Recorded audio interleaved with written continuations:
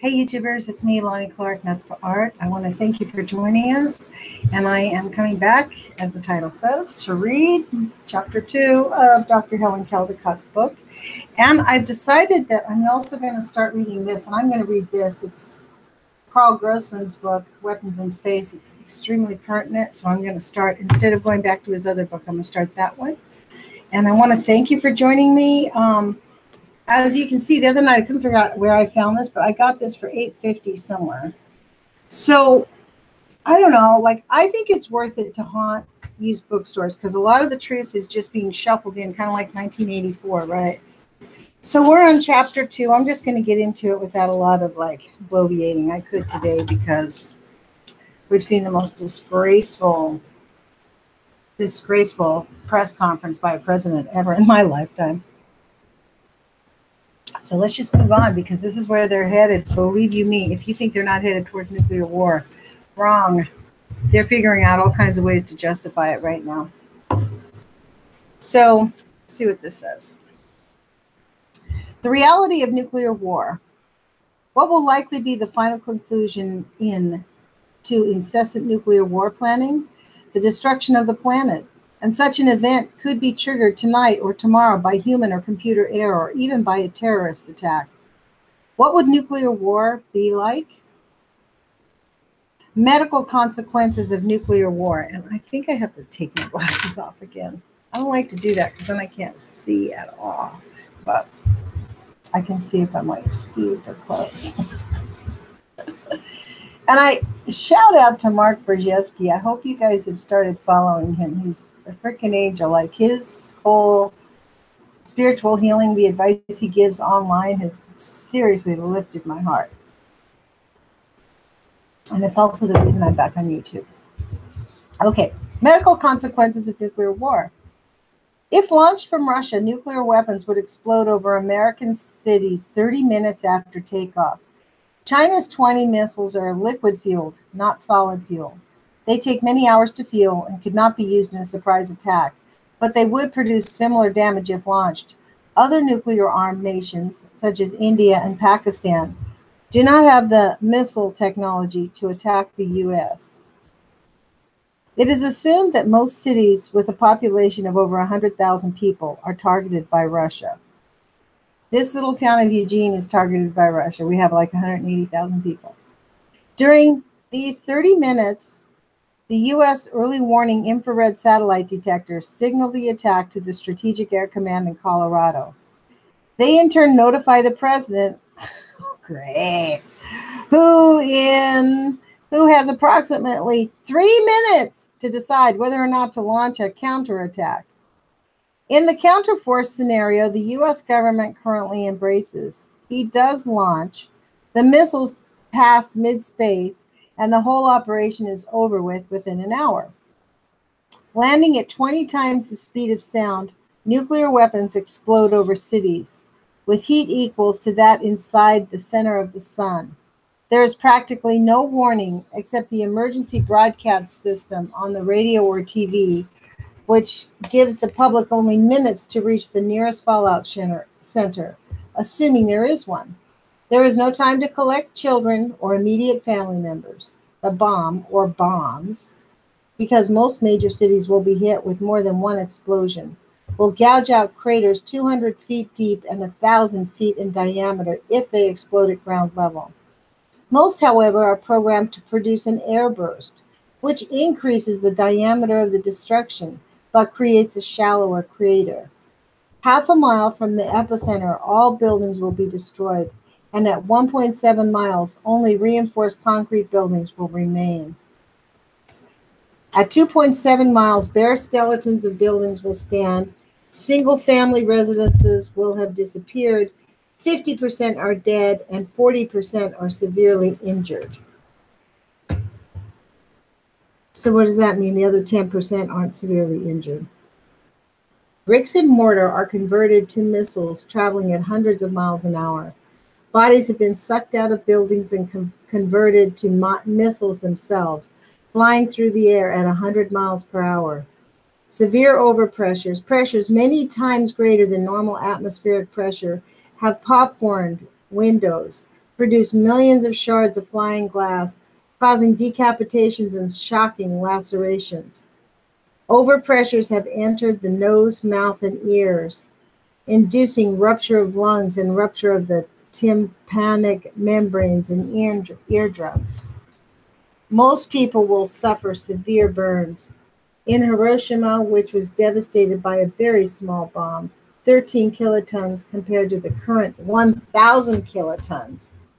A child actually disappeared, vaporized, leaving his shadow in the concrete pavement behind him. A mother was running, holding her baby, and both she and her baby were converted to a charcoal statue. The heat will be so intense that dry objects, furniture, clothing, and dry wood will spontaneously ignite.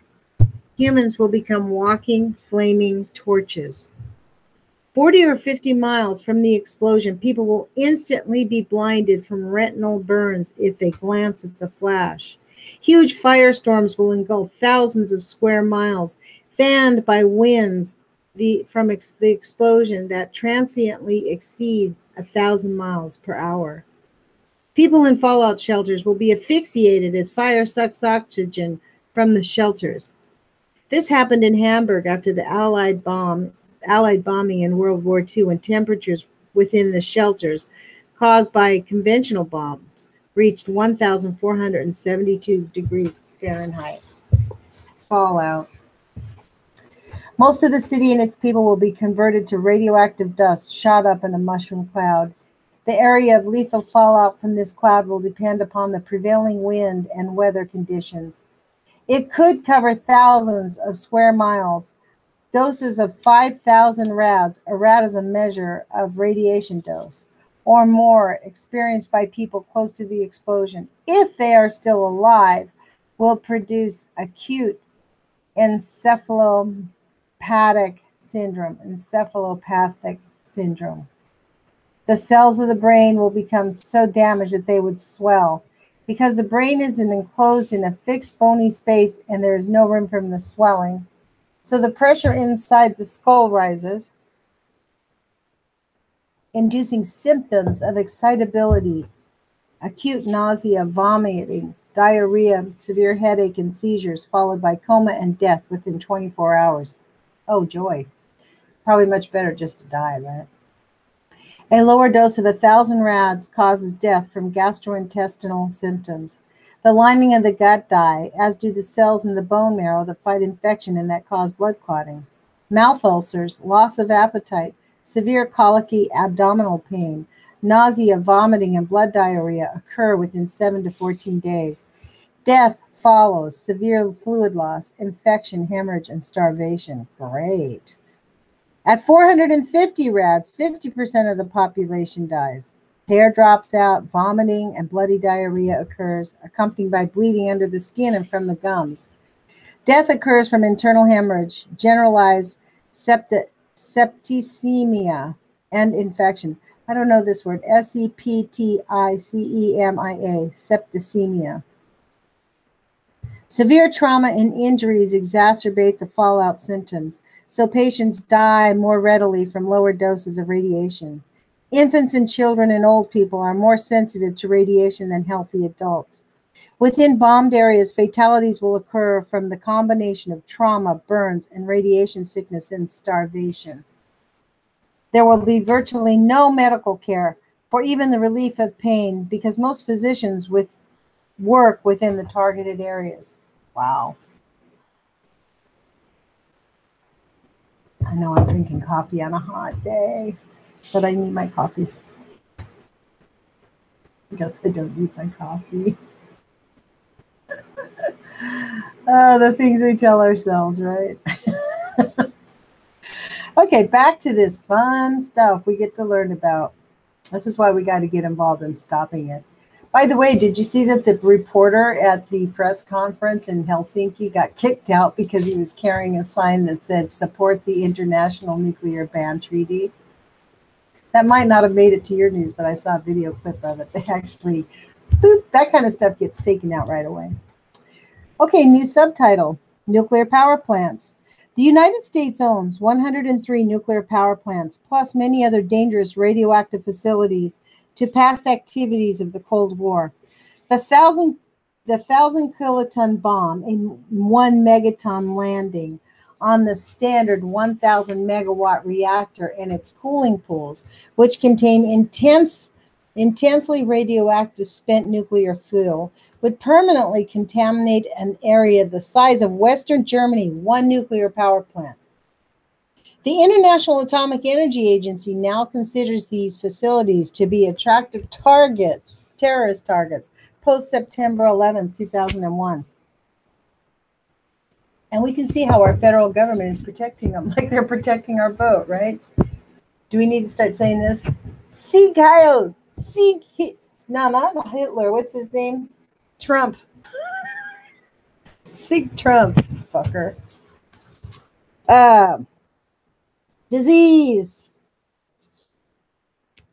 Millions of decaying bodies, human and animal alike, will rot, infected with viruses and bacteria that will mutate in the radioactive environment to become more lethal. Trillions of insects naturally resistant to radiation. Fleas, flies, cockroaches, and lice will transmit disease from the dead to the living to people whose immune mechanisms have been severely compromised with the high levels of radioactive background radiation. Rodents will multiply by the millions among the corpses in the shattered sewage systems.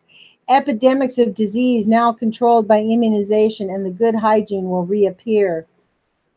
Measles, polio, typhoid, cholera, whooping cough, diphtheria, smallpox, plague, tuberculosis, meningitis, malaria, and hepatitis.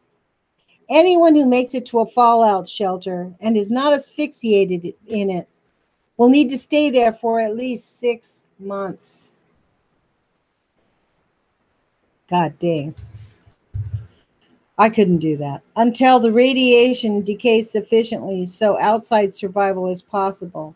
It has been postulated that perhaps older people should be sent outside to scavenge for food because they will not live long enough to develop malignancies from the fallout, like cancer and leukemia, have long incubation periods ranging from 5 to 60 years. But any food that manages to grow will be toxic because plants concentrate radioactive elements. And she does have a reference for that too, number 4. I don't know where that comes from. Let's see if we can find her.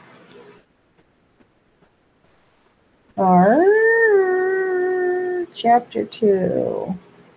Catastrophic Releases of Radioactivity, Scientific American, by Stephen Fetter and Costa Tsipsis, 1981, volume 244, number 4. Scientific American, 1981, you guys. Actually, concrete information that plants concentrate radioactive elements. Nuclear winter. Finally, we must examine the systematic global effects of the nuclear war. Firestorms will consume oil wells, chemical facilities, cities, forests, covering the earth with a blanket of thick, black, radioactive smoke, reducing sunlight to 70% of normal.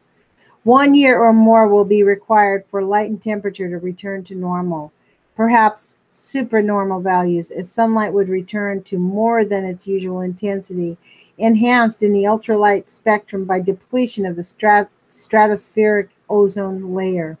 Sub-freezing temperatures would destroy the biological support system for civilization, resulting in massive starvation, thirst, and hypothermia.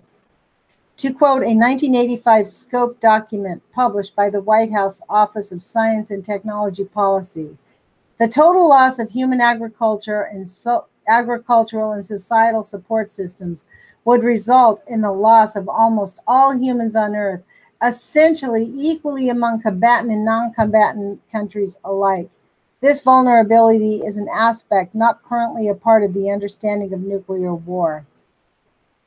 Not only are there major combatant countries in danger, but virtually the entire human population is being held hostage to the large-scale use of nuclear weapons.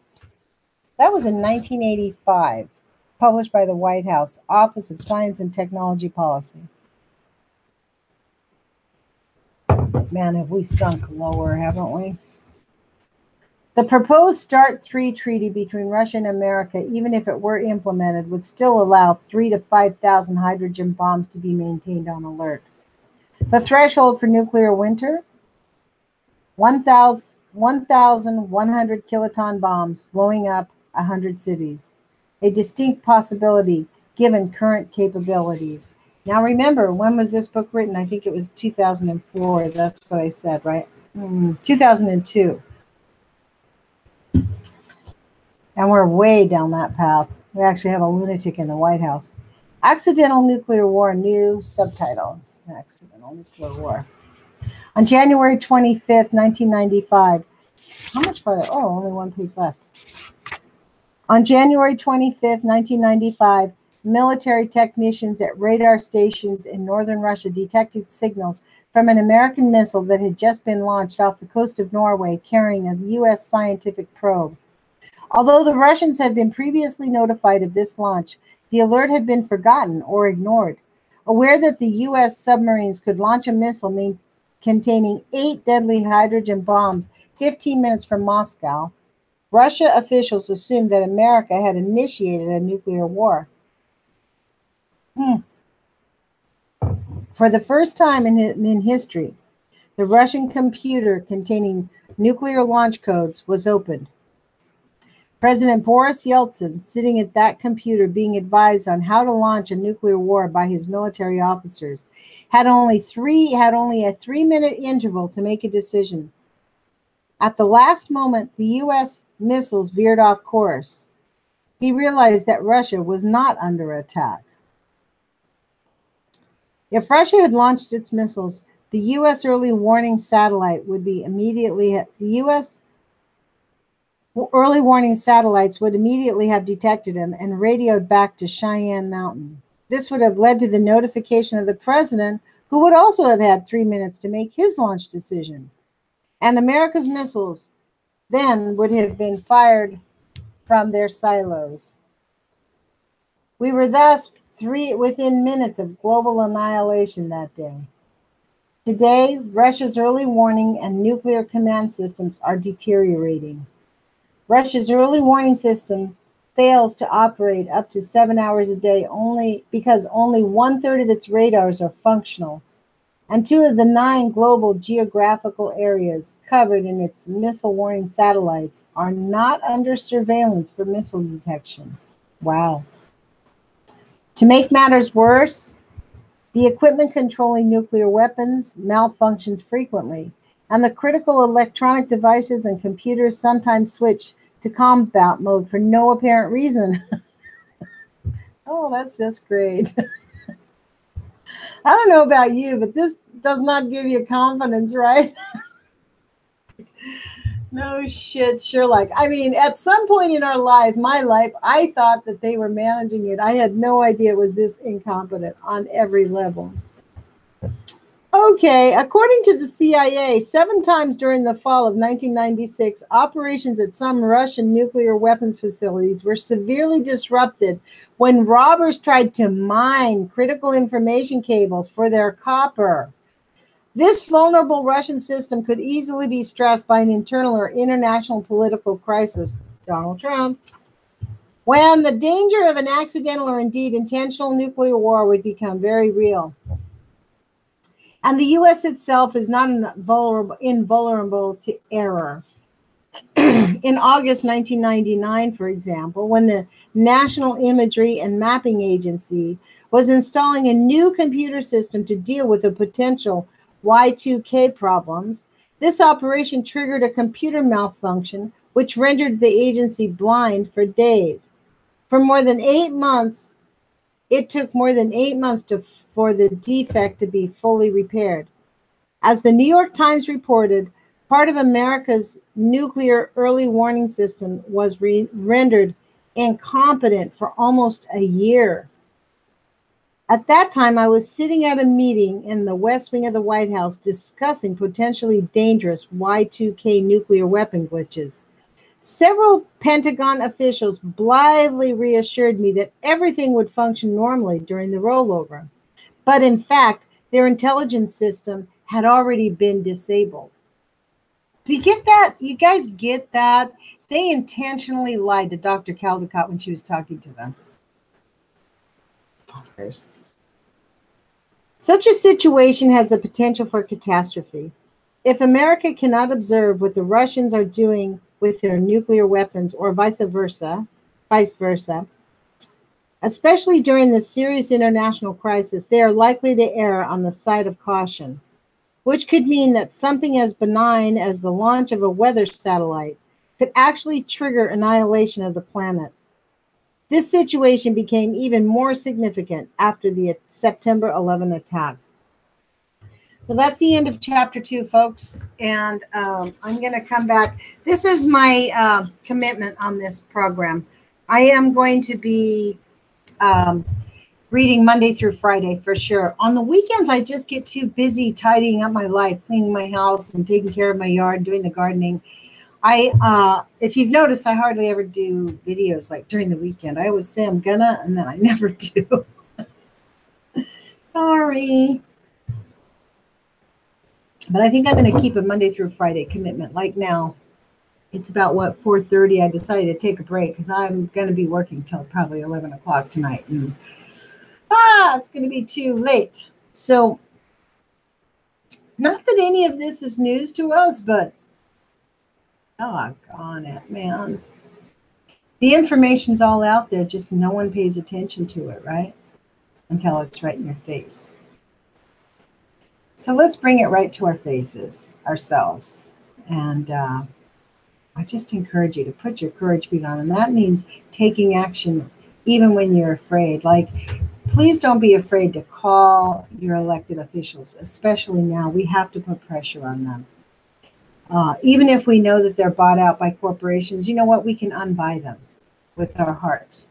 We have the energy. We have the positiveness. We have the love of life. We have not been corrupted. So we have to give them a tether, what do you call that? A lifeline, right? And by our putting pressure on them, letting them know that humanity is more important than the dollar, and letting them know that we're not going to betray them and push them off the cliff, and encouraging them to change their minds and take a correct attitude. That's what needs to happen, is we have to give people space so they can change their minds and change their behavior. But people aren't going to do that if they feel like they're going to be yelled at or condemned and all that other horrible stuff. So we really have to come from a place of love and forgiveness, unconditional love, and love people. And